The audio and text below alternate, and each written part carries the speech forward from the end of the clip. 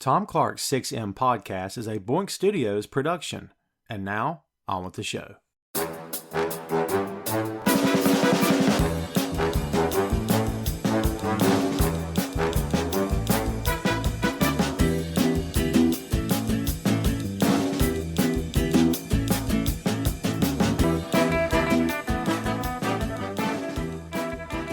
Hey, what is up? Welcome to Tom Clark's 6M podcast. I'm your host, Tom Clark, and in this episode I'm joined by co-host Phil Lindsey. From the world of Hollywood comes a film for one of the most imaginative and captivating directors of all time, set in a world where comic books are perhaps more than just fiction, as a seemingly ordinary man survives a horrific accident only to find that he may not be as normal as everyone around him. We're talking about Unbreakable. Unbreakable was written and directed by M. Night Shyamalan and co-produced with Barry Mendel and Sam Mercer. It was released on November 21, 2000 and was distributed by Buena Vista Pictures. Unbreakable follows the story of two primary characters, David Dunn and Elijah Price. Price was born with osteogenesis imperfecta, a rare bone disease which causes his bones to be very brittle. Price spends the majority of his childhood in and out of hospitals and soon decides that his life is without meaning because he's not like other kids around him. But thanks to his supportive mother, Elijah is introduced to comic books and is inspired to try to find meaning for his life by examining the characters in the books. This later leads him to become a collector, and as an adult, he opens his own art gallery in Philadelphia. David Dunn is a stadium security guard for a college football team whose life at home has become strained due to marital problems. David's son Joseph is unfortunately caught in the middle as he very much looks up to his father and doesn't quite realize the severity of what's happening at home. Dunn is traveling back to his home in Philadelphia from New York when the train he's on suddenly derails, killing everyone on board. Somehow, Dunn miraculously survives the accident, leading him to immediately question why. After hearing the news of David's survival, Elijah contacts him and proposes a wild theory that perhaps Dunn is a bit more than human.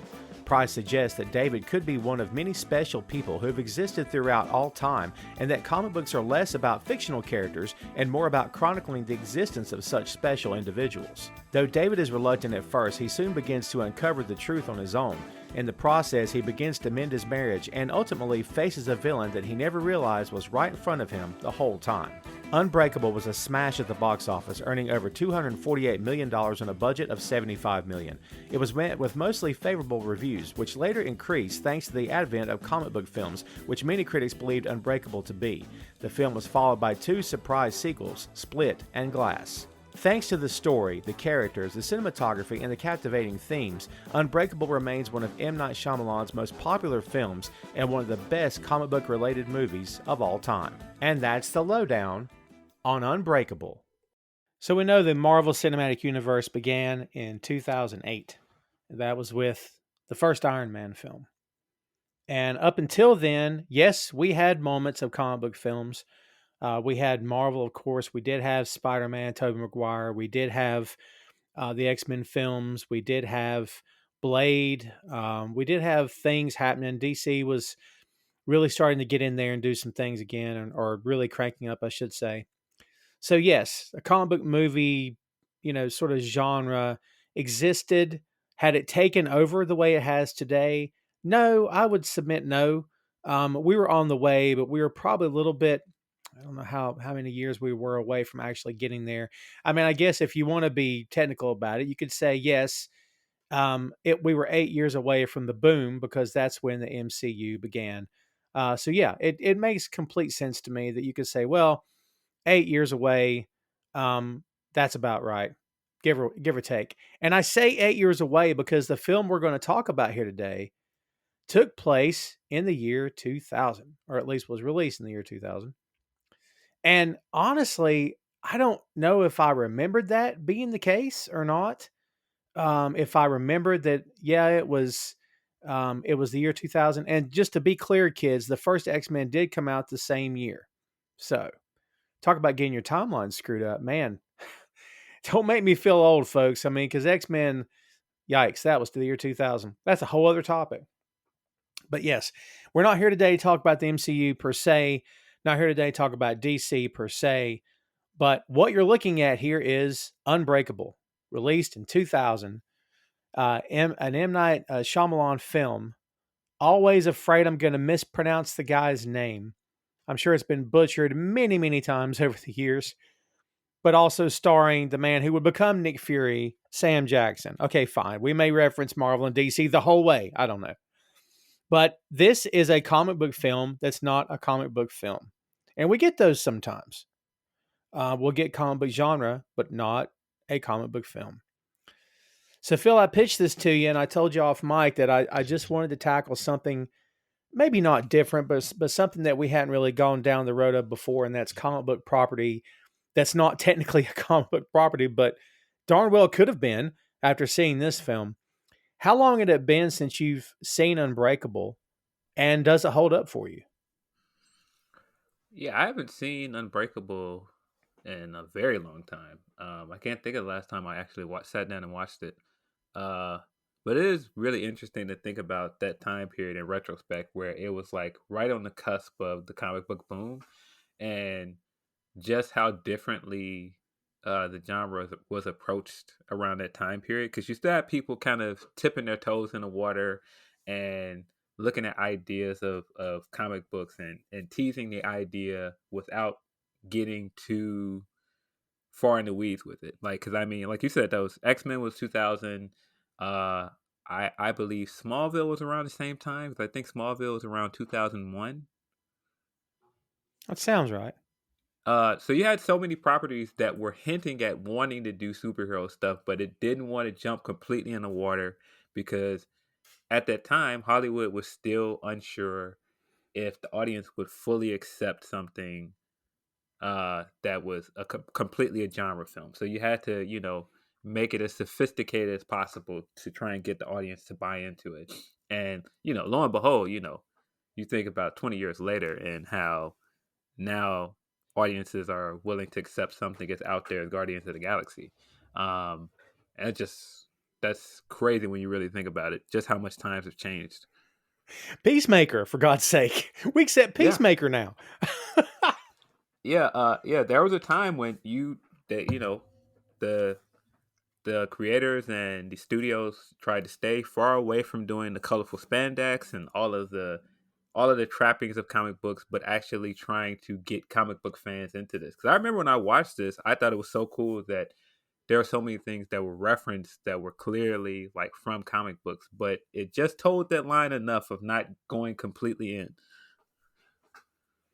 You're right. Yeah, it danced with it. There was a little bit of a dancing, a little bit of a dance that happened here, kids. Like to Phil's point, we're almost there. Nah, we're gonna pull back a little bit. And honestly, dude, you talk about comic movies that are grounded in real world, like and for a lot of critics with the MCU, they would argue that nothing could be further from the truth in that universe. I'm a fan, so I would counter that and say some of the most real, heartfelt moments I've seen in movies in my lifetime, I've gotten those moments from Marvel films. I'm just being honest. So there are some real elements. Is it 100% real? Of course not. There's a lot of fantasy. But man, I don't know about you. This may be the most real sort of comic book genre film I've ever seen. It's not like it's a tearjerker. It's not like it just grabs your heart and won't let go. It's nothing like that, but it's just the acting, the cinematography, it's an M Night film, 100%. By the way it's shot, the sounds, the soundtrack, dude, I'd forgotten how good the soundtrack is of this film. I mean, this feels like real people in the real world. I mean, was there any, we don't have to go too far ahead here. Was there any part of this film that you had sort of an out of the moment experience? You're like, oh, that was bad. I mean, did it all feel real to you watching it back? No, I mean when I rewatched it this time, I did think it was funny. Um, when why am I drawing a blank on Bruce Willis's character? David Dunn. David Dunn. When David rescues that family, and what are the odds of him falling out of the window into a pool? Yes. Um, and so when I watched it this time, I was like, yeah, what are the odds of that? That it's a pool like right under that window, and that's the whole thing that this movie has been leading up to this whole time is that his weakness is water. Um, and I mean, but at the same time, that is a very comic booky or genre thing to happen for a guy to have to contend with his biggest weakness in the climax of the movie. Of course. Not a lot of comic book science in this film either. There's a little. There's a little. Like when he There's a has little the comic book science. Like, I mean, just the explanation of why water is his weakness is kind of flimsy. yeah, true. And plus when he's in the like the set was the terminal, I guess the train terminal where he's putting his hands out and he's touching people, and the visions he has is like he's a security cam in the room, like his perspective is like a bird's eye view. And I'm at the time I didn't care, but watching it back, I thought, now how would he have the bird's eye perspective? It's like the God spot, like it's God looking down on these people and what the bad things they did. Like why wouldn't he see it through the eyes of the victim or something else? I didn't want to get too hung up on that, but looking back, that kind of didn't make any sense either. I don't know. I never thought of that. Oh, you did now, and I don't want to tear it apart. It is fantasy. I mean, it doesn't have to be real.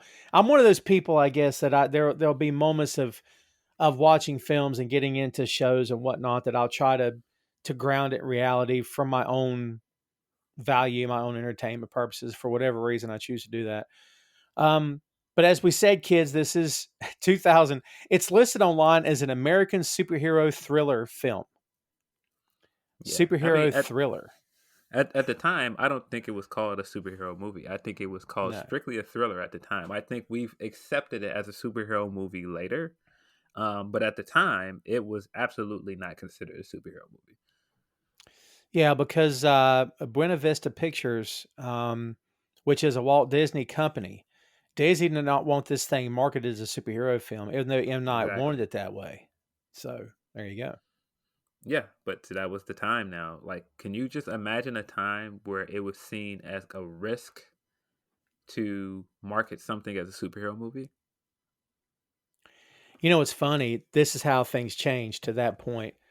Growing up, um, waiting and hoping with beyond anticipation that one day we would actually get a good comic book film. There would always be speculation. There was always people playing the guessing game. Well, if they did an X-Men, Arnold could be Cyclops. Um, Glenn Danzig could be Wolverine because he's short. He's jacked. Oh, or Bob Hoskins is short.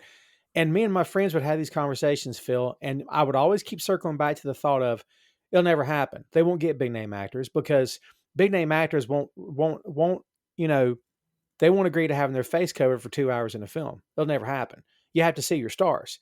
They won't wear masks. They won't allow it to happen. Their agents will say no. This is why you'll never get big name actors to do films. Now, fast forward years later, I was wrong, but I was also kind of I mean, right you were because, technically right. yeah. Because a lot of big name actors, they do show their face quite a bit in these movies. Like, I mean, just think about how much Tobey Maguire's face was seen in those original Spider-Man movies. A lot. A lot.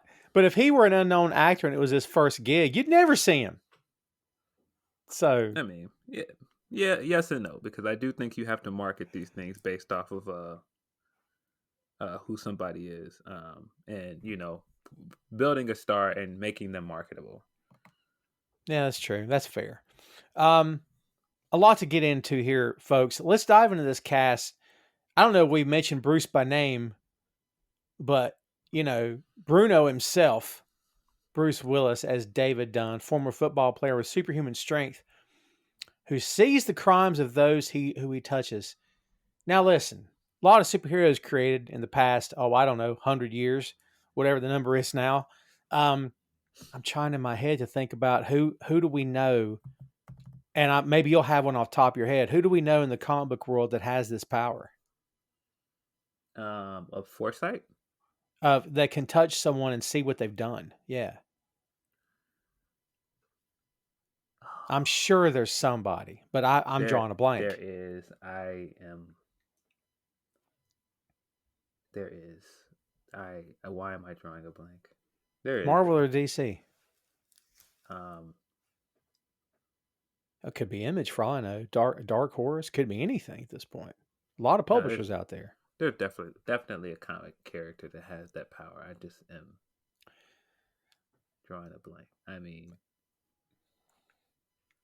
I remember when I first saw this film that I was thinking, man, that's a sweet power. I mean, it kind of doesn't do you any good if all you can do is touch someone and see something. That's kind of no longer a superhero film. But the fact this guy has super strength, now it's a comic book movie.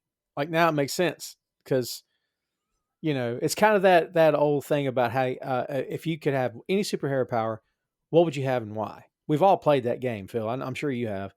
But because I'm a stickler for making it real, I've changed my answer over the years to say, hey, what good does super strength do me if there's no villains? And I'm like, that takes away the fun of the game, right? Who cares if there's no super villains? I'm like, yeah, but it's great that I can like lift a bus, but what's the need of lifting a bus if there's no one to throw it at? Like, you know what I mean? I don't know. Yeah. But this isn't a bad power, but he can back it up with super strength. Um, Bruce Willis in his time, and man, I don't want to say it like that, but if you know what's going on with him lately, his health is really taking a turn, and it's a shame. And he'll go down as one of the greatest action stars of all time, I believe. But man, if you wanted an action guy that could get himself in shape and look the part, but be unassuming if you need him to be the everyman. I don't know if we can think of an action star that was more of an everyman than this guy. But dude, talk to me about how good Bruce Willis is in this role. Why does he fit this character so much of David Dunn? Um, he's great because you can accept him as somebody that's unassuming and kind of an everyman, but can do like extraordinary things. All the way to the point of one of the things I think this movie does very, very well is kind of tricking us into thinking that he's not a good guy at first. I mean, when we first see him, it looks like he is attempting to cheat on his wife Mm-hmm. until we get like the entire context of why he did that in a train scene. Um, and I mean, everything else, like we look at him like, oh, this guy's kind of a loser because he's in a failing marriage. He's sleeping in a separate room, and then when we get the entire story of why he did it, it's like, oh, Yeah, what's funny is that my wife and I have been together since 2003. And I'm wanting to say it the first time she saw this movie was with me. Because I remember that scene. And as soon as he takes it off, she goes, jerk.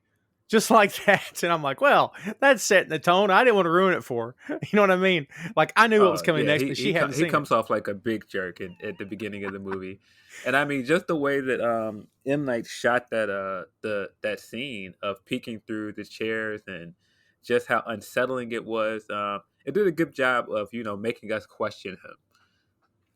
It's funny because there's some great like a little documentary about this film you can find on YouTube, kids, if you're so inclined. But like the spot that you're talking about with the little girl, they wanted to throw in little splashes of color all through the movie. And whenever you see splashes of color, that means something big is coming. Like the post-it note on the refrigerator saying what train David's on is on an orange post-it note. So they wanted to throw it in like comic book panels where everything's sort of very muted colors, very warm or very cold, and then a splash of color happens. That's a signal that something big is about to happen. So nice touch.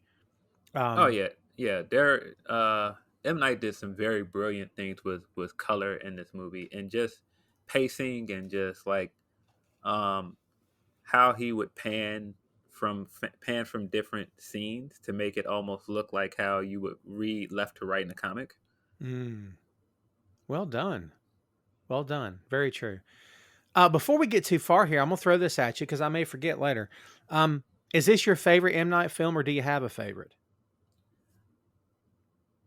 Uh it may be. I really enjoy this movie. I am a big fan of Split as well. Mm. Um, I mean, I would have to argue that his most successful movie is probably Sixth Sense because you couldn't go anywhere at that time without getting references to Sixth Sense. Um, and just that scene of I see dead people and just constantly that getting parodied and stuff all the time. Um, yeah, it's either this or Sixth Sense probably. Yeah, for sure. I Unbreakable is my personal favorite, but I'm very biased. I think I told you this story, but I had not seen Sixth Sense yet. It had been in the theater for a week, and a buddy of mine at the time, we were making a comment. He's like, "Have you seen it yet?" I'm like, "No." I said, "I want to go see it. Everyone's talking about it." He's like, "Yeah, you'll probably like it." He said, "It's pretty good." And he said, "By the way, the dude's dead, just so you know." And I'm like, excuse me? Yeah, he's that kind of guy. And he completely ruined it for me.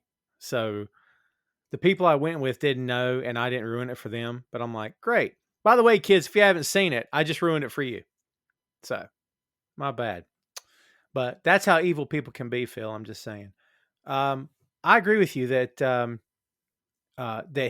he's wholly believable as being the everyman, but also that could he lift a bus? Yeah, probably so. Because you could just look at him and the intensity, man. When he's on that weight bench and he's struggling, what we think is struggling, and you think he's going to pass out, he's getting so red in his face, his veins are popping. But then it's like, nah, he's fine. He's not having a problem. But it's the fact that he was selling it to the point where you're like, oh my God, is he going to drop this bar? And then it doesn't happen. Completely believable. I thought it was cool the Davis or the David Dunn name, sort of like Matt Murdock, Billy Batson, sort of that comic book trope of, like Wally West. I kind of like that touch. I don't know if that was intentional, but that's kind of what I took from it. Sam Jackson as Elijah Price, who turns out to be Mr. Glass.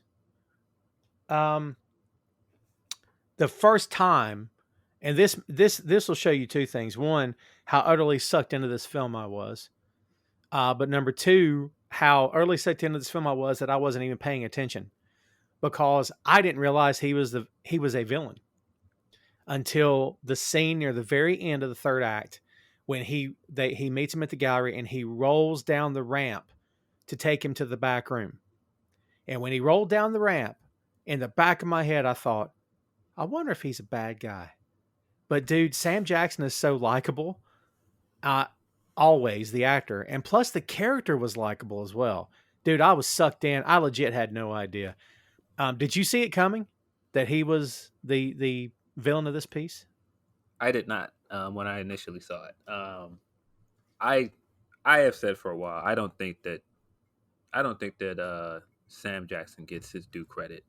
I think he is one of the best actors of probably ever. I just think he's an icon. Like just the amount of properties he's been in, the amount of franchises he's been in, uh, the amount of directors that go to him as a go-to guy. Like, where would Quentin Tarantino be without Sam Jackson? Yeah. I mean, there's so many other things that you can give this man his flowers for. I just think that people have gotten into making jokes about the guy and making fun of his cadence of his voice, the way he yells in movies, and other things that are legitimately funny, but that kind of buries the lead that the guy is just a phenomenal actor, a phenomenal character actor. Just he deserves more credit than he gets, in my opinion. And I feel like this movie is prime example of it because there are there are several scenes in this movie where he sucked me in and not just got me to feel bad for him, but got me to feel like he's right. And it does, of course, before we find out the horrible things he's done. But there's certain things that even when he's sitting there and we find out what horrible things he's done, the monologue he gives at the end of the movie is incredible. Um, and like I said, there's moments in it where it's just like, I get it. I get why he went this far, but of course he's horrible and he's probably mentally insane. But we're just redundant, by the way. But but yeah, he's great in this. All the small touches he does, like when he's sitting in the comic book store and he's just staring off into space. Uh, it just works. He just does so many great things in this movie. I mean, I can't agree with you more. He's one of the greatest actors of our time. He absolutely is. Never get any argument from me on that. And I'm with you on everything you said. If I'm again doing that weird Tom thing where I try to make stuff real in my own head, this guy spent the majority of his life growing up in a hospital bed, in a cast, maybe in a full body cast at times. Who knows? Pain pills. And by the way, kids, not for nothing. Could his mom afford all these medical bills? I'm sure it was staggering. Who could afford all this? Hopefully the insurance was good. But like always staring up at a ceiling, staring at a hospital TV, constantly on pain medication. And at some point, any normal person is going to start looking up at God or whoever may or may not be up there and say, "Why am I here? What's the point of my existence? Why'd you put me here? I'm obviously broken. I mean, legitimately broken. What is my point of my existence?" So the day that he starts asking those questions and starts diving deeper, okay, fine. There's got to be a reason. What reason could there be? Is there someone like me? Probably not. Well, I don't know. But what if there's someone better than me? Honestly, dude, if you put two and two together, I don't think we're talking about insanity. I think we're talking about somebody trying to make sense of his condition and his place in the world. No. That's why I was like, there are a lot of parts of what he says that are absolutely right. But again, a truly compelling villain can convince you that they're also right. And there are certain things here that he says, like, again, his monologue is incredible. The first few lines of the monologue of him saying, "You know, the scariest thing in the world is not knowing your place in the world, not knowing why you exist." And I remember when I first saw this, and I don't talk a lot about this, but I've gone through various bouts of depression, like very like low points in my life. And so when he said that part, it hits me every time, because it's like it is very hard to not understand what is your place in the world, and why do certain things happen. And you start to try and make logical sense of things that sometimes don't have logical answers behind them. um, and so I get him going on this lifelong mission to decide to go, no, I am not a mistake, and I there has to be a reason for this. Yeah, I mean, he's man, it's and I mean, like you said, to the point of his performance, he's so convincing throughout the course of this film that again, he had me hooked. Tom Clark 6M Podcast is sponsored in part by Radius Law Group. Every day, Radius helps individuals, families, small businesses, and nonprofit organizations throughout North Carolina, Florida, and Pennsylvania resolve their legal issues by providing effective legal counsel in the areas of estate planning, as well as elder law and Medicaid. Radius Law holds the radical belief that working with a lawyer can indeed be enjoyable. So give them a call at 1-800-519-5667 for more information and tell them that Tom Clark 6M Podcast sent you. The condition that he had in the movie is a real thing. Osteogenesis imperfecta, but also known as brittle bone disease. And supposedly, according to the movie anyway, there's 3 stages. The third stage, you don't last very long.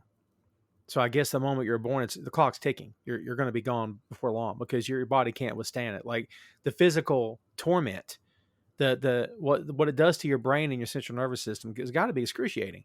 Always in pain. Always, oh man. And I'm sitting here excusing a mass murderer. It's not a real guy, but I'm like trying to find sense behind it, which is very odd. But again, Sam Jackson's a very likable guy, but perfect as the villain. Phil, sometimes we'll talk about who could have played what, who could have done a different performance. Was this person the right one for the role? We'll never know, but like, it just really feels like Bruce Willis and Sam Jackson were the right choices here. I couldn't even begin to fantasy cast either one of these guys. And honestly, someone else could have done maybe better, but I don't know, dude. Watching this back again, I don't know. It just feels like both roles are cast perfectly. Yeah. Again, I think that a part of what makes this movie work is that it dances along the line of being comic book tropes, but also fitting it into real world implications. And yeah, when you look at his entire motives for doing everything he does, they're believable. They're convincing. Um, you can make an argument that he's the most compelling character in the movie. Um, a pretty strong argument, actually, that he's the most compelling movie. And I mean, honestly, it's kind of his origin story, because the movie starts with him. Oh, well, 100%. Yeah. I Um, mean, yeah. but yeah, man, there's so many great things they do with him.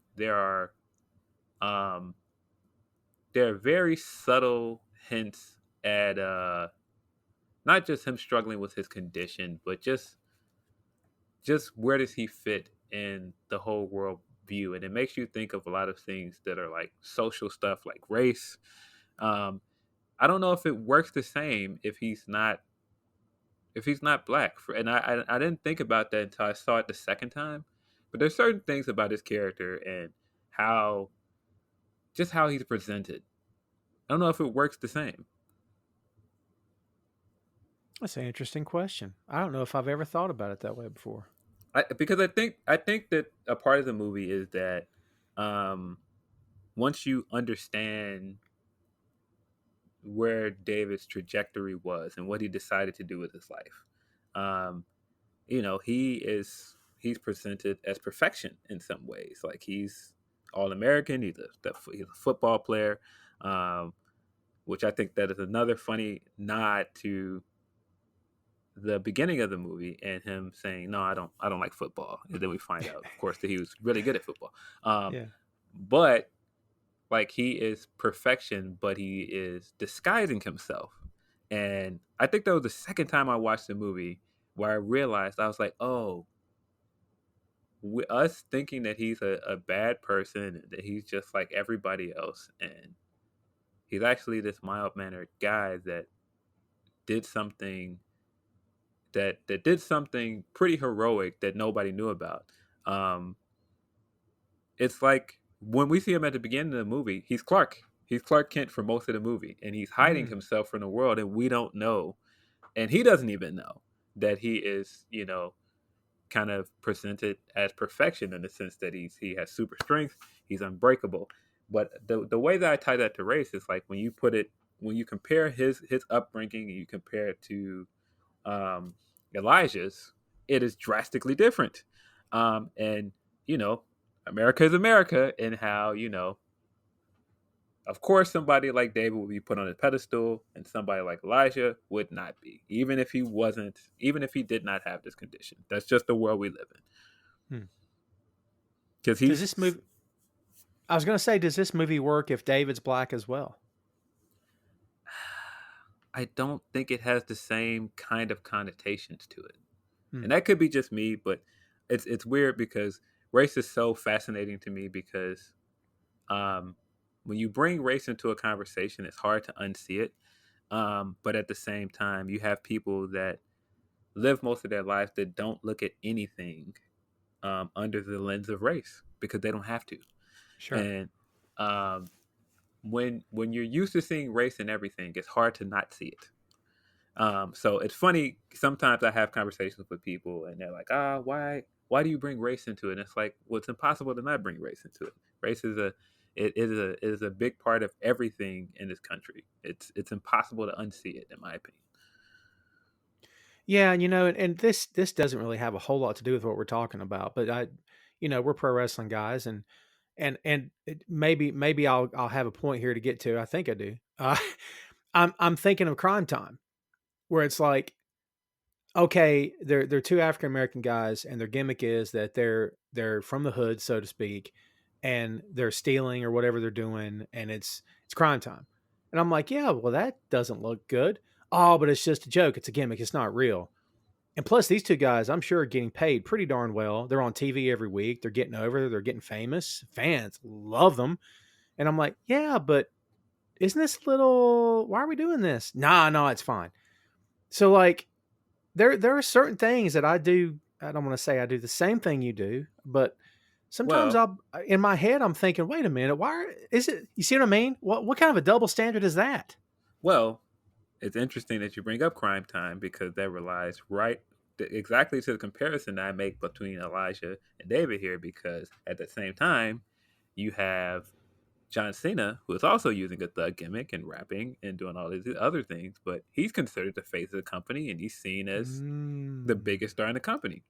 But Crime Time is not. Crime Time is seen as lower than him. But he's doing the same. He's doing the same thing that they are. He's dressing very similar than they are. What's the difference? And Crime Time is considered like punchline. They're just exactly. Yeah, Crime Time is a punchline. They are a mid-card act. But John Cena, he's a main eventer. He's the face of the company. Yeah. I mean, and you know what, folks? If you're not thinking in these terms and you're a younger man, It'll come. It'll come with time. The older you get, hopefully the wiser you get, and the more diverse collection of friends you have, you'll start opening your eyes with any luck, and you'll start seeing things maybe you didn't see before. Yeah. Yeah, it makes sense. I just anybody listening to this, because I think race is a very nuanced conversation. I didn't think we were going to get into a race conversation, but race is a very nuanced conversation, and uh, my difficulty in having these kind of conversations with people is that the second you mention race, some people will immediately get defensive and go, "Well, it's not racism." It's like, no, no, no. It's not accusatory. Nobody is saying anything is outright racism, but there are a lot of subtleties to the way that people discuss race and the way that people depict race. uh, in America, it's just unavoidable, and not just in America, just worldwide. But especially in America when it comes to black and white people. And you can say race, and it doesn't have to be racism. It's just you're talking about race. Yes, I just I think mean, some people think, oh, bringing up the race card, why got to be yeah, that? And it's like, no, it doesn't have to be. It's just we're just talking. right, yeah. Well, I mean, it has to be brought up. I don't know why we can't just bring it up. We're all, well, not all of us. We should be civilized adults. We should be able to talk about anything without, putting I a chair over each other's head. to put a cap on this and go back to talking about fun things like superheroes and things. I would challenge people to think this. When you mention race in conversations, there's a reason why people get very uncomfortable and almost to the point that they get upset. And that's because we are very much conditioned in this country to not have honest and real conversations about race. And it becomes uncomfortable because there are so many uh microaggressions and terrible things that happen around race. It's to the point that when you mention race now, you cannot have it. You can't have a a conversation about it without turning a little bit edgy. People are going to get on the edge of their seat. They're going to get tense and all these other things. And there's a reason for that, because race in this country has been, I don't know, it has been in the middle of so many traumatic instances for people, man. Yeah, And 100%. I think people need to take that in mind, because, man, there again, it's just we have such an ugly history in this country with race, and that's why it's so uncomfortable for people. And I think people need to they need to address that with themselves. They need to understand what is it that they're actually getting uncomfortable with. Yeah. And it's a valid point. And honestly, I never thought about the connotations of that in regards to this movie, but it does make a lot of sense.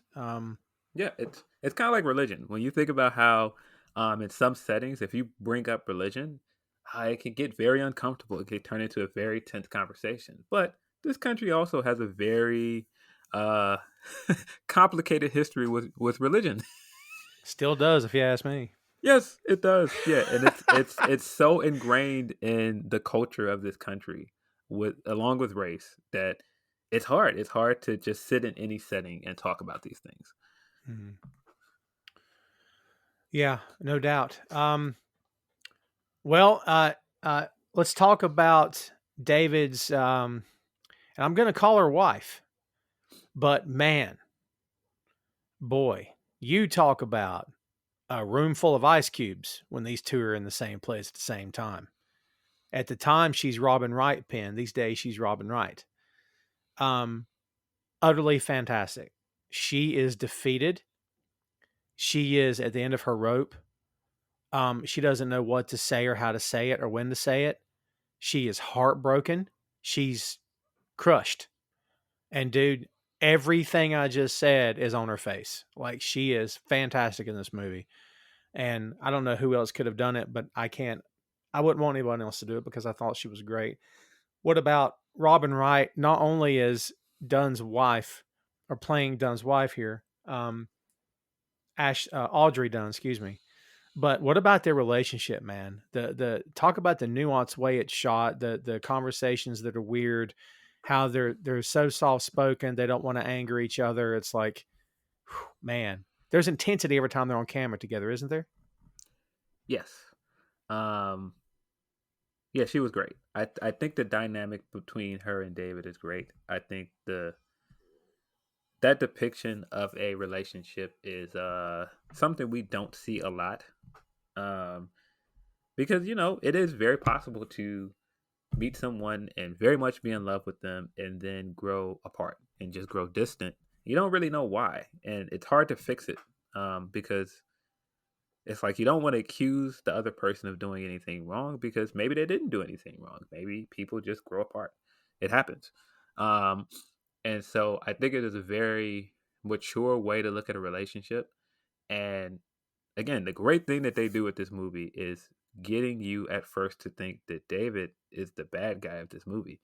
And I mean, to flip that on his head, because again, I feel like this feels like Elijah's origin story. Um, you come out of this for most of the movie thinking that Elijah is an upstanding guy. He's a good guy. Mm-hmm. And you look at David the opposite way for at least the first hour or so of this movie. And the more and more you peel back the surface, it's like, oh, this guy gave up everything. Um, he and he it would have been very hard for him to have a relationship with anybody when you don't really know yourself and you don't even understand, why you've made decisions that you've made. Uh, and so I think they did a great job of making us question him enough to be on her side. Because I mean, the first time we see her in the movie, that's after we get the context of it looking like he attempted to cheat on her. Um, and so later in the movie, when we see her, we're totally on her side. um, but yeah, with context and the more and more you learn about them as characters, uh, yeah, it just makes the storytelling they did so well executed. Yeah, and it's just again that the scenes with them being wholly uncomfortable with each other. And dude, I kind of got the feeling that they were so far toward the end that they didn't have to raise their voices anymore. Like if they had that kind of relationship where they yelled and threw things, they were past that. And I'm gonna tell you, when you're past that, man, you are on. It's the last gasp. I mean, she's telling him that he can ask her out sometime. I mean, when it's down to that, you're. I mean, it's almost done. Because what's the old saying? Like, why do people yell at each other? Because they love each other. They have emotion with each other. It's not if you truly hated someone and didn't care anything about them. Why would you ever raise your voice? Like, there's been plenty of people I've not liked before. I never waste my time yelling at them because who cares about them? But people I love, yeah, there's been moments. I mean, I'm human. You know what I mean? So like, but every time you see these two together, you get the feeling that those days have already passed. Um, Spencer Treat Clark as the son, as Joseph Dunn, who later reprised his role as the son for Glass, which is so cool that they could bring him back in real time. That's become a thing now in Hollywood, which is awesome. Um, but man, such a good job, this kid. He is the product of this marriage, and you could tell that he really wants these two. And I don't know how much he knows. I mean, he knows there's problems, but like when David survives the train wreck in the beginning and he goes to the hospital and he hugs him and then he puts their hands together, turns his back to walk out, and they immediately stop holding hands. But like he wants his parents back together. And dude, that scene with the gun at the table, I mean, dude, that defines this young man's career at that point. I mean, wow, intensity. Dude, did you expect him to pull the trigger? I kind of wondered, is he actually going to shoot his dad here? What's going to happen? I didn't think he was going to shoot him. But no, that was a great scene. Great acting from him and Bruce Willis in that scene. Um, but yeah, I just think that him representing, a bright eyed kid, and of course, everybody thinks their dad is the greatest person in the world. Everybody thinks their dad is a hero. Um, and so, yeah, I immediately connected with that because I, of course, am a product of divorce. And so, of course, when I was a kid, I was enamored with my dad. Like whatever my dad did, I thought it was the greatest thing in the world. My dad was a mechanic, and I just thought that was the coolest thing in the world. He could fix things and all this other stuff. And my mom, at the same time, by the end of their relationship, didn't want anything to do with him. So, of course, I would be just like, Dad's coming over, and she'd be like, okay. uh, Wow. Or, I'd be like, yeah, dad, I think Dad's outside, or she'd come to the door and answer the door for him and come back, your dad's here. And I jump up, I might say, Dad's here. And nobody else is happy but me. Yikes. So, no, all of those scenes made so much sense to me. But again, that's added with the context at the beginning of the movie of us thinking, oh, this guy's a creep. And so, of course, we understand why they wouldn't want to hold hands. Like, but with more context and more that we understand, it makes sense. And their dynamic is just so great. Him when he's reading the paper, in that one scene, and he puts the paper down, and the camera pans down, and you see that his son fell asleep, like hugging him. He's just so like enamored with his dad, and I love that for most of this movie. He gets home on the bus and they're playing football, and he attempts to go at him and says, you know how mad your mother would be, how furious she'd be. And he's like, well, I told him you could take him. Like they show this big muscle bound guy. It's the same one that the girl on the train was telling Dunn's character about, or Bruce's character about, that was killed on the train. The same prospect, this college prospect. And he says, I told him you could take him. He's like, what'd you tell him that for? He said, I don't play football anymore. He's like, I'm going to go work out. And so he immediately yells down the field, hey, Dad, I can't play anymore, guys. I'm going to go work out with my dad. And he immediately just tags along with him. So that's cool. I'm going to throw this at you. I didn't notice it until probably my second or third viewing of this movie. But his son in this movie is basically Dash in The Incredibles, in the sense that he's like, we're special. Why are we lying? Why are we lying to the world? And why aren't you just being who you are? And that's before he knew, but even when he found out, and that's part of the gun scene, it's like, no, you're special. Why are you lying? That's a good pull. And the payoff to that comes later in the third act, and that payoff is fantastic when he slides the paper across. And dude, M. Night, the way he shoots a film is masterful, because I would never have expected certain shots that happen, like the person's talking off camera and the camera never cuts back to that person. You only see the person they're talking to. And in this spot here where, there's a zoom in on the table, you never see anyone, and the paper just suddenly slides into frame. And then the kid's eyes tear up, and Dunn puts his finger across his lips as if to say, don't say anything.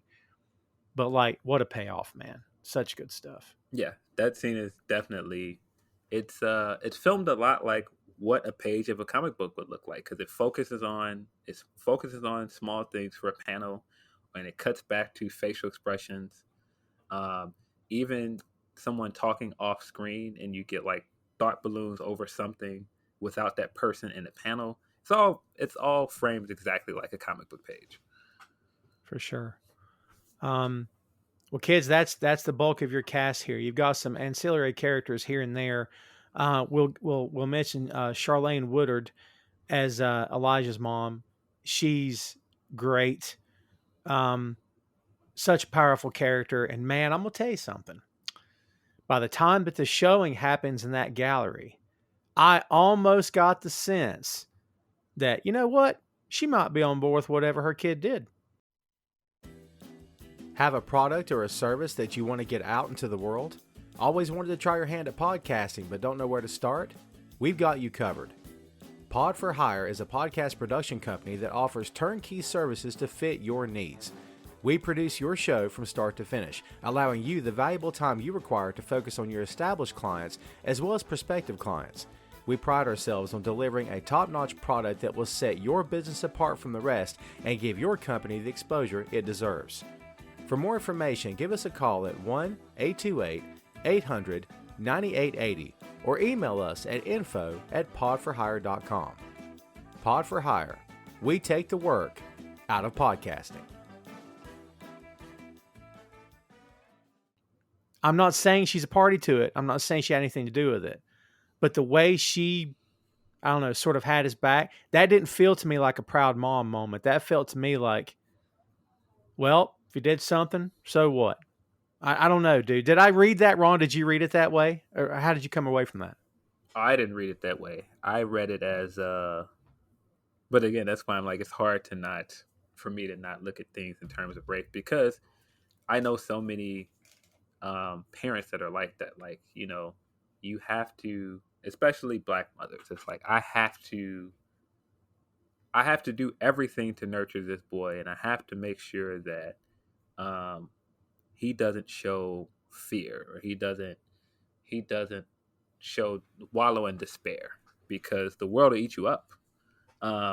And so I think, like, in those initial scenes early in the movie where she's telling him, like, if you decide right now that you're afraid, this is who you'll always be. And that's just such a powerful lesson for anyone to impart on a man, because it's like, you cannot do that. You cannot show people fear, because that is all people will ever see in you. And you know, I didn't mean to glaze over this bit because we hadn't really ever touched the story yet, honestly.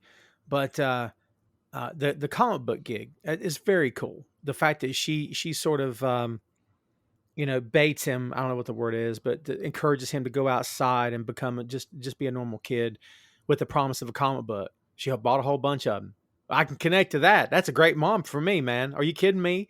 You bought a stack of books and I get one every time I want to. Yeah, sold. But I found it funny how during the course of the movie, we saw DC logos, we saw DC books, we saw Marvel logos, Marvel books. But the art they chose to put in Sam Jackson's gallery was not Marvel and DC. It was artists that were, I guess, were fictional, and the books that he was reading were fictional. I don't know that I had the backstage on that, but I found that an interesting choice. Maybe it was an idea of we don't want to show favoritism toward, because I mean, that could have very well have been a Superman comic that was in that box. Yeah. I did think it was interesting that it says Action Comics on the front, but it's not a superhero comic. Active Comics. They changed it. It's just like a play on Action Comics.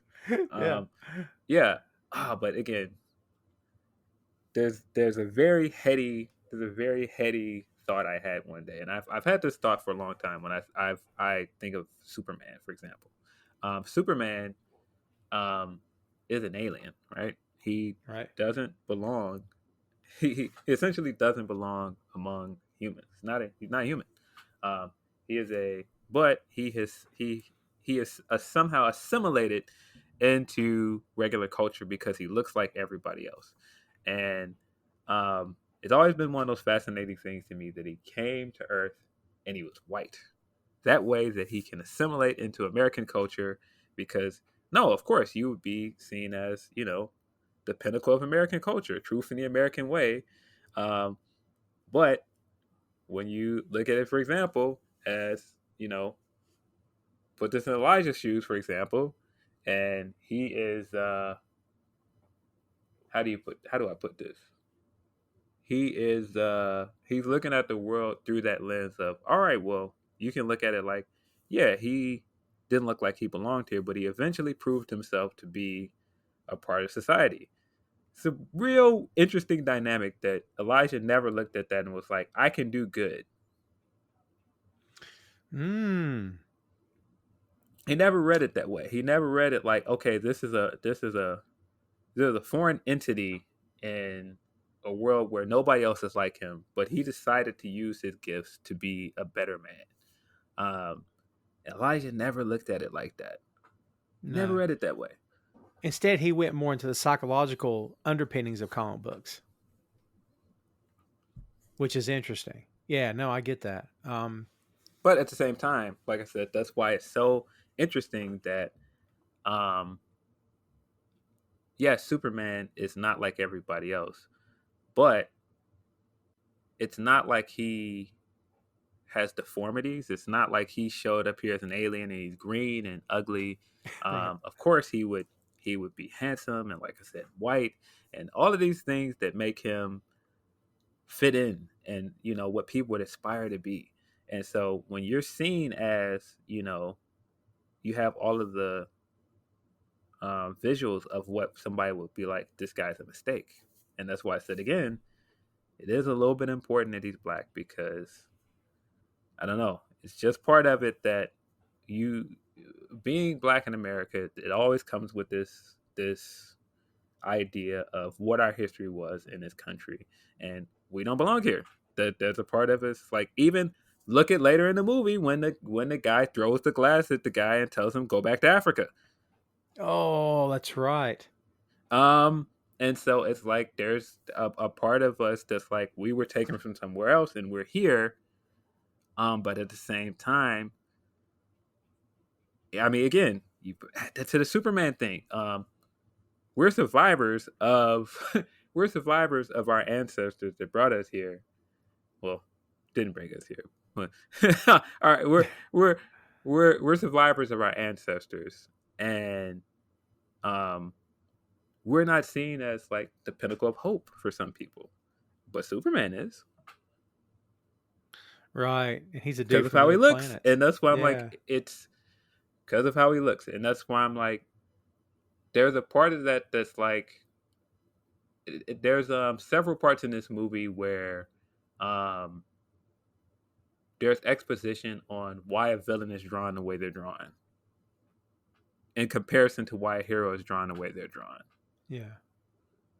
It's hard to unsee it. It's hard to unsee that difference between Sam and Bruce Willis.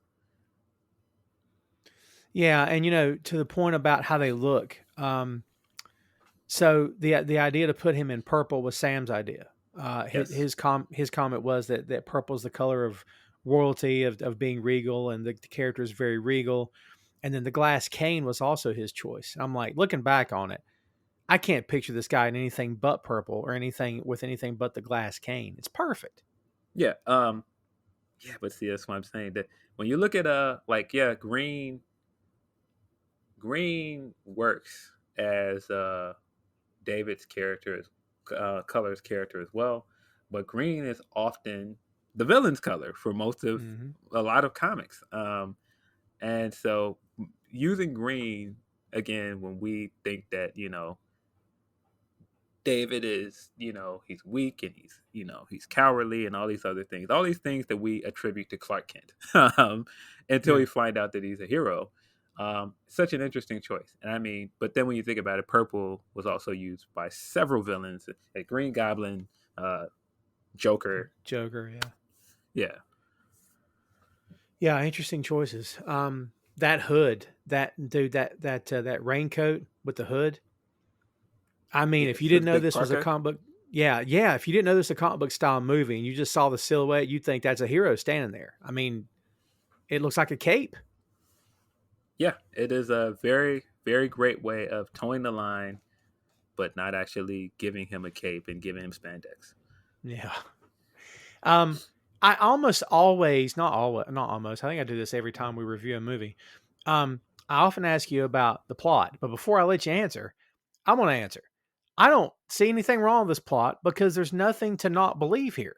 These are normal, in my eyes. These are normal people with normal problems. Life isn't great. David is extraordinarily sad every day of his life. Elijah is broken physically, not mentally, but physically every day of his life. These people have real world issues. This isn't, there's a meteor coming toward the earth and someone has to fly into space to stop it. That's not what this is. Dude, the plot feels fine to me. I mean, I don't bump into anything weird. I don't come away going, oh, whatever. I mean, apart from the superhuman stuff, yeah, but you got to accept it's fantasy. But I'm good with it. And plus, I can't really say there was a super villain plot because there's not. This movie was not meant to be that he realizes who he is, then they have a fight. That's not what this movie is. And M. Night's described this whole movie as being the first act. This is one movie, and the whole movie is the first act. What do you think about that take? It makes sense.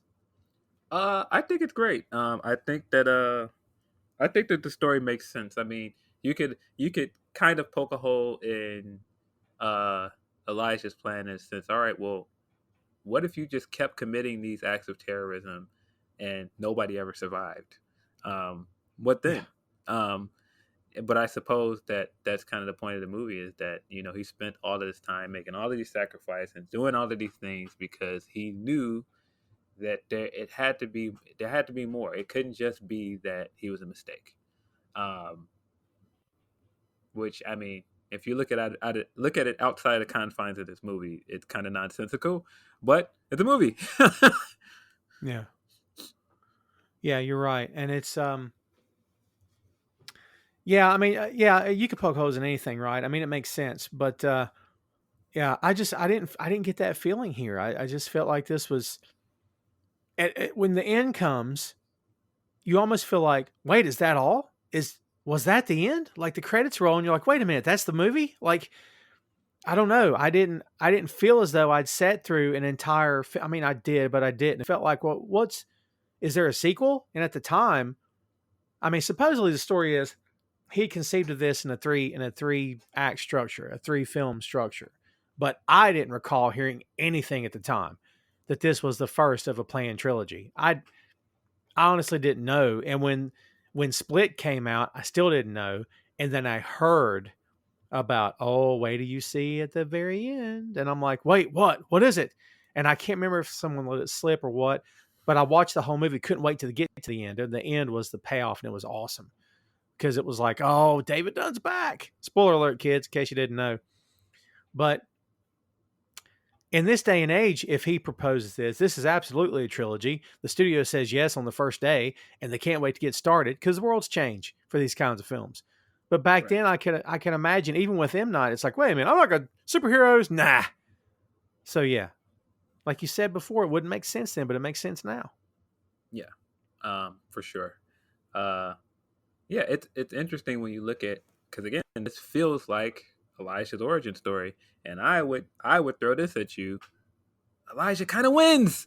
He wins at the end of this movie. He does, yeah. He, even though he ends up going to insane asylum, and but he kind of wins because his point is proven correct. His entire motives for this movie, by the end, he's happy with his decisions because he's like, all of it was worth it because I knew I was right.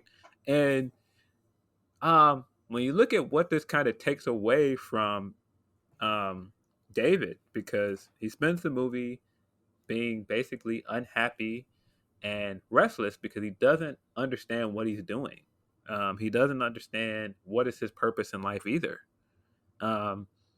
And Elijah gave him purpose. But at the same time, it's kind of this monkey paw because he gave him purpose, but now you understood, in order for you to figure out what your purpose was in the world, thousands of people had to die. Yeah. That's a pretty heavy burden. Yeah. Bro. And plus, David had that look on his face that said a lot of things when he found out. Number one, I'm horrified. 2, he's about to cry because who wouldn't? He's emotionally distraught over this. Number 3, he's looking at it like, did I cause this? This guy searched for me, and in an effort to find me, he killed thousands upon thousands of innocent people. It's crazy. Yeah, it's exactly like it. He now has this burden of guilt on his shoulders that because I'm the one that survived, all of those other people had to die. Yeah. Well, maybe the numbers inflated. What I found funny is that when he sees the newspaper clippings on the wall, when I first saw it, I initially thought, he did all of that? Oh my God. But then you hear the news blurb at the end of the film where the newscaster says three separate incidents. And I'm like, oh, I get it. So the stuff on the board were natural disasters, natural accidents that, not done as a result of a supervillain or whatever. But he followed every one to see if there were any survivors. And then I guess he got impatient and said, well, I'll just make my own now. So he goes and does it. Yeah, he started escalating it. Yeah. Now, the thing that I did bump into plot-wise is when he comes in there and he walks in and then he looks at the walls and he starts finding all that stuff. I was like, wait a minute. You didn't see all of those blueprints for bombs when you walked in? You didn't see all of that stuff like on the walls, like all of these like clippings, and think like this is a little bit nutty. Before you before you realize what this guy had done, before the handshake, you didn't see any of this stuff. Well, I get that, but at the same time, it's kind of David, where he's focused on who he's talking to. He's kind of in his own head. He doesn't really notice what's going on around. Like the train was kind of the same thing, where he was just kind of sitting there, and then suddenly he became aware something wasn't right. And it's like, yeah. But even before that, there's a gallery full of people in this man's house. And in another room, he's got all of this evidence that he's a mass murderer. And he never had a and door. Nobody walked in and saw it. Yeah. Yeah, that's a good point. Like, no one wandered back there. Oh, I was just looking for the bathroom and I saw bombs on the wall. What's this stuff? Yeah. Well, I got to kill this guy now. Yeah, that's when he rolled in the room. Oh, you found out too much. I can't let you leave. Yes. I'm going to chase you in this wheelchair. Don't come back here. Yeah. It's perfect. And then when he reveals himself, it's because what the kids call me. I'm Mr. Glass. They call me Mr. Glass. And I'm like, oh my God, it's perfect. It's a supervillain name. It's a supervillain name. That's perfect. Like, everything about that ending completely worked. I can't believe, at his worst, and I say worst, the guy still makes God knows how much money doing this for a living. At his worst, M. Night stuff is you're going, wait, what? But at his best, you're going, oh my God, have you seen this movie? And the whole world's talking about it. They can't wait for you to go see it so you can talk about it with them. I mean, he's an artist, dude. He really is. Yeah, I think at some point he got too obsessed with chasing the twist ending, and he did too many twist endings for my taste. Yeah. But this was one of those twist endings that just worked so well because, again, he spent the entire movie leading us down one path and making us think one way about one person and thinking the other about another. Because, again, I mean, there's so many ways you can look at David early in this movie and go, this guy kind of sucks. And then you look at Elijah and go, he was dealt a bad card. He's just this frail guy. Like, no, he's just trying to help David out. Yeah, and honestly, again, Phil, they had me all the way up until that moment. He rolls down that little ramp into his office, and for a split second, I thought, I wonder if he's a bad guy. And I was like, nah. But I guess for me, I imagined this thing being Sam was going to be the guy in the chair. He's the guy in the chair that is telling David, okay, go here, go over here. Like, he's sort of pointing him in the direction of helping people. That's kind of how I saw that going at the end of the film. And then it turns out, nah. Like, dude, they couldn't have got a better actor because Sam is so likable. Had this been an actor you'd never met or never seen and maybe didn't have an affection for, you might would have suspected he's the heavy the whole time. But because people love Sam Jackson, why wouldn't they? I don't know. I couldn't conceive of this happening until it happened. It was brilliant. I mean, I'm anxious to talk to you about Split because I know you talked about how much you like that film. So we're going to get to that. And I know you have yet to see Glass. Can't wait to talk to you about that one because, man, it's mixed for fans. I'll put it that way. I don't know what the critics said. I haven't looked, but when I saw it, I came away from it mixed. I was like, I was kind of half and half. So I can't wait to hear your take on it. But this film, Unbreakable, works in at any time. I don't know why it wouldn't work at any time. It works anytime because it can be a combo film if you want it to be, and if you don't want it to be, it doesn't have to be. It still works. It still works in this genre. I mean, yeah, it still works as like a supernatural thriller if you don't look at any of the superhero stuff around it. Sure. Is there anything about this movie that you would have changed? Does everything click for you? Okay. No, it clicks perfectly. In a perfect world, it would have been made in a different time because it was kind of before its time. Maybe if it was made in 2010, then the sequel would have been made sooner, and it wouldn't have taken so long for us to get to a trilogy. But that's just how it happened. That's how it laid out.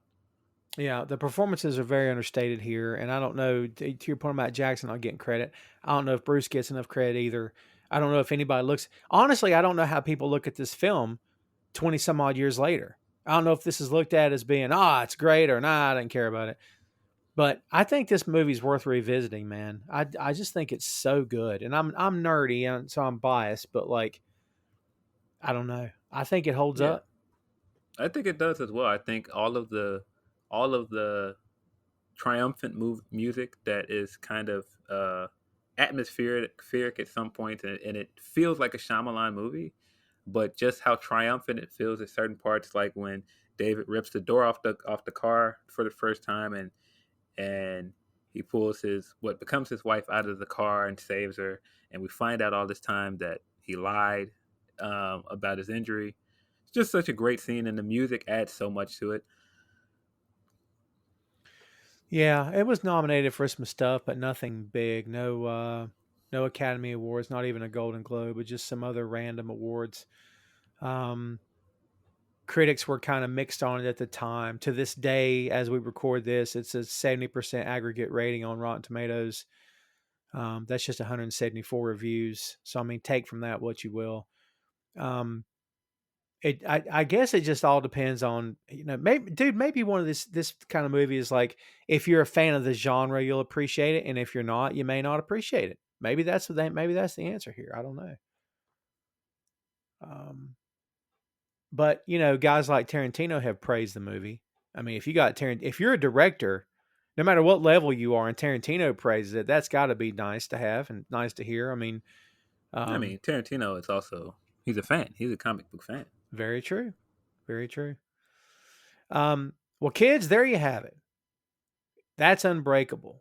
And I'm sure if we wanted to, we could go on probably another 30 to 45 minutes just talking about the story. Because I mean, lot to unpack here. I think we've hit the high points of it, but I smell a trilogy review happening, folks. That's not Marvel or DC, not DC, because they can't even get to 3 films. Hey, look out! Couldn't help myself. That's another story for another day. Let's take this thing home, Phil. If you can, try to wrap it up. What's your last word on the first movie of the trilogy, Unbreakable?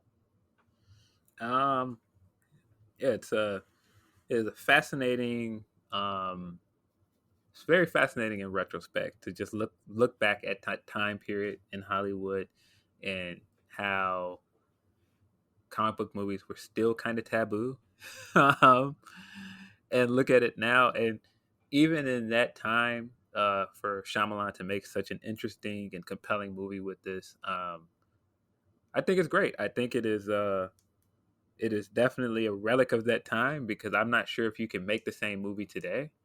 But because of that, I think that we got a very interesting case study on, heroes and villains. Oh, for sure. I don't, and again, this is just Tom riffing. I don't know if any of this is true or not, but if I were an aspiring filmmaker, or if I was teaching a class in film school, I think I would have this on the list of films. I don't know. I think there's so much good stuff to unpack here. There's so much good stuff to look at. So the way it's shot, the colors, how we go from the first time we see David, it's very cold, very blue, and then it becomes warm later as he realizes who he is, and things start to get better with him and his wife. With Elijah's character, it's very warm in the beginning, and then as an adult, it's very blue, very cold. All that's very intentional, and it makes sense. I mean, the color sets the tone for the film. I mean, it's just somewhat the music. Again, I can't gush enough about the soundtrack. I love the soundtrack of this film. This to me is one of my favorite movies, honestly. And I hate it took me so long to watch it again. But yeah, I can't wait to dive into what I'll call parts 2 and 3.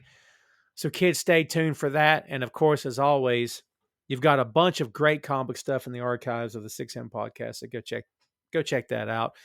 And as we said, Split and Glass are on the way at some point. So stay tuned for that as well. But in the meantime, that is Unbreakable. Hey, thanks for listening to the show.